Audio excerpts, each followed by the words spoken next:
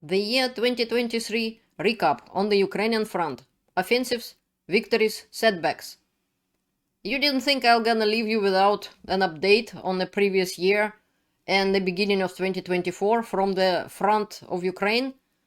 I hope you didn't, because this is exactly what we're gonna do in this video. Let's delve into the events of the front lines and behind them. The Prigozhin uprising, subversion in Russia, and the future outlook for both Russia and Ukraine. Hello there, I'm Elena, welcome to my channel Enough of Propaganda. Here we're telling people the truth about the war in Ukraine, Russia, Soviet Union, Canada, and many other countries. But lately our main focus is the war in Ukraine. And this is what we're gonna discuss. And let's talk about the war in the end of 2023 and in the 2023 and in 2024. Please like, subscribe, write comments on my channel. Let's make truth available for everyone. That's the way YouTube will promote my videos. If you find them informative, please do what I just said. The map for now is just a decoration. I'm not planning to talk about maps much today. This is just an overview of everything, a little bit. The second year of Russia's full-scale invasion of Ukraine marked several offensives from both sides. The introduction of new military technology, the capture of Bakhmut, and the defeat of the Russian Black Sea Fleet. In this video, I relied on information from the Syrian Telegram channel and military analyst Yan Matveyev. However, my conclusions may not align entirely with these sources.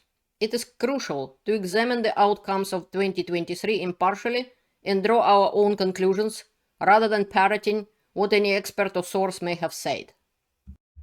Winter and autumn offensives by Russia. Twice, Russian army, Putin's army, launched broad front assaults on Ukrainian positions. In winter, this resulted in the destruction of Russian tank columns near Vuhledar and the annihilation of Marine Infantry Brigade. In autumn, it turned into a meat grinder near Avdiivka with significant losses in both personnel and equipment. On both occasions, the Russian army failed to advance more than 1.5 kilometers. This is Avdiivka. And basically, Russians moved in all that years they are trying to attack in about 12 kilometers total in all the years. And this is Vuhledar, which we talked about quite a bit this year, last year, I mean in 2023. Capture of Bakhmut.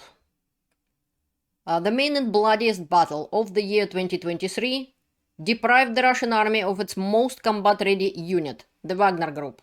The concentration of efforts to capture the insignificant city became another monstrous mistake of the Russian command. Putin's army expended a massive amount of resources and time, but achieved no significant successes, ultimately shifting a passive defense across the entire front. This allowed the Ukrainian armed forces to seize the initiative. So as you can see on the map, Russia, after capturing Bakhmut, didn't go anywhere. They didn't get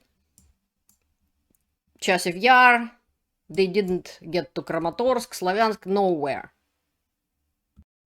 Ukrainian army counteroffensive. To launch an offensive in Zaporizhia front, the Ukrainian armed forces introduced new units and Western equipment. However, they couldn't break through the Russian front due to a lack of air dominance, a crucial factor for any democratic country's offensive. Additionally, vast minefields laid by the Russian army and a shortage of resources for demining hindered their progress. Despite some setbacks, Ukrainian forces continued small-scale attacks, liberating a small territory and over 10 settlements by autumn. Yet they lacked the strength for large-scale offensive operations. Importantly, the Ukrainian armed forces leadership chose not to sacrifice a massive number of their soldiers for quick results. So Ukraine basically didn't get enough of weapons promised by the Western allies, didn't get them in time, and this is kind of halted and slowed down the offensive. In 2023, Ukraine targeted Crimean Bridge, impeding the delivery of Russian weaponry to the front. In 2023, air forces of Ukraine destroyed 3,800 Russian air targets include 887 cruise missiles, 15 Kinzhal aeroballistic missiles, which Russia said cannot be destroyed, 41 other ballistic missiles, 2,691 Shahed UAVs, 35 Lancet drones, and 131 Arlan and other drones. Ukrainians are very grateful to their foreign partners who helped them in their defense. Defeat of the Black Sea Fleet. Without its own fleet, Ukraine took control of a significant portion of the Black Sea. The Black Sea Fleet lost at least 7 ships and its headquarters building after massive strikes and surface drones. Ukrainian forces landed in Crimea, and Russian shelling didn't prevent the resumption of trade with Odessa. Grain shipments from Ukraine continued, and Russia couldn't stop it. Considered a massive victory for Ukraine in 2023, the destruction of over 20% of Russian Black Sea Fleet is a remarkable achievement for the country without virtually no navy. So Russian fleet had to run away first from Sevastopol, when the dry dock was destroyed and so on. Then they ran to Novorossiysk. Then Russians tried to use Feodosia as their harbor, and the recent attack on Novocherkassk landing ship, completely destroyed, showed Russians that this is not a good idea either. Drone warfare. Both armies saturated the front lines with drones, providing reconnaissance and rapid response capabilities. Drones shaped the action of both sides, rendering sudden attacks and armored columns offensives impossible. Russia struggled to establish drone production in sufficient quantities and had to seek assistance from Iran. Prigozhin's coup.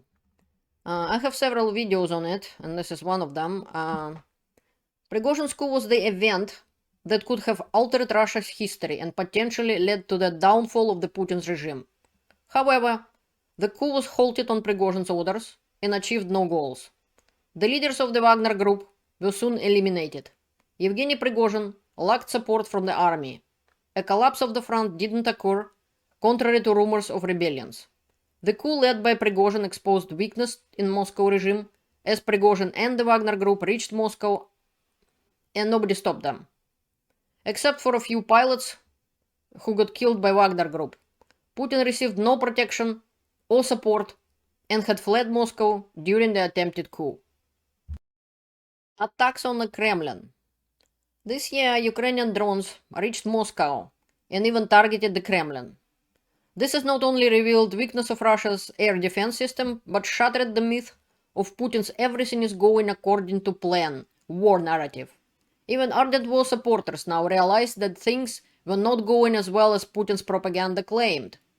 And this is one of my videos about the event when the drones flew virtually over Kremlin. Invasion in Russia. Another blow to the successful war narrative came from the incursions of diversants, Russian citizens from volunteer squads entering the Belgorod region of Russia.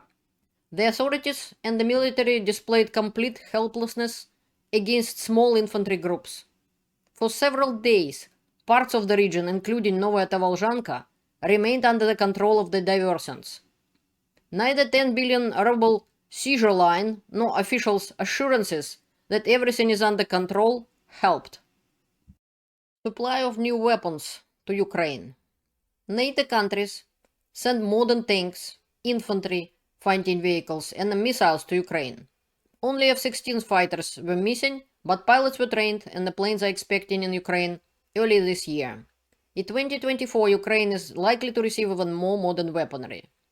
This is actually a video made by Jake Bro, and he providing very interesting graph about how much support Ukraine get from each country.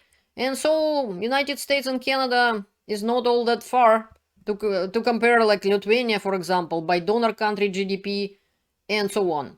So I would highly recommend to watch this, especially for people in the United States who believe in fairy tales about the aid of the United States getting stolen or it didn't get working out or this and that. None of it is true. And I highly recommend the channel of Jake Bro in this particular video. The video called Russians Desperate to Remove Western Sanctions.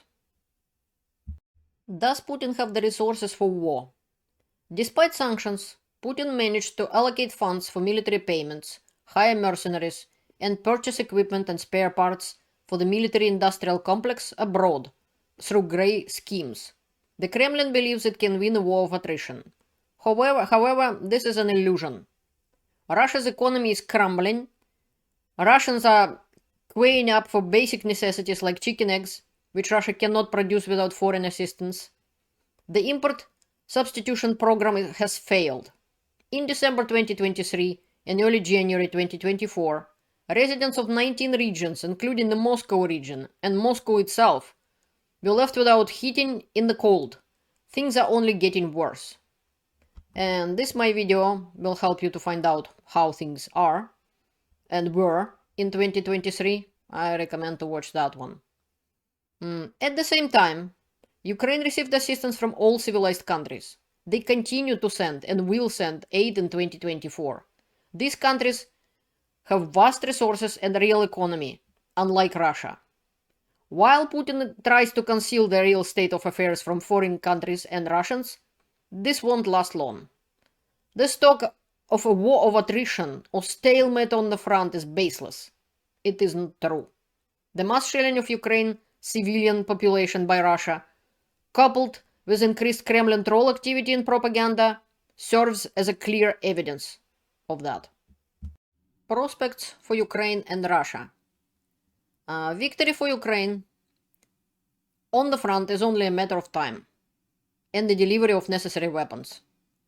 Then the entire civilized world will help Ukraine and Ukrainians overcome the aftermath of the war.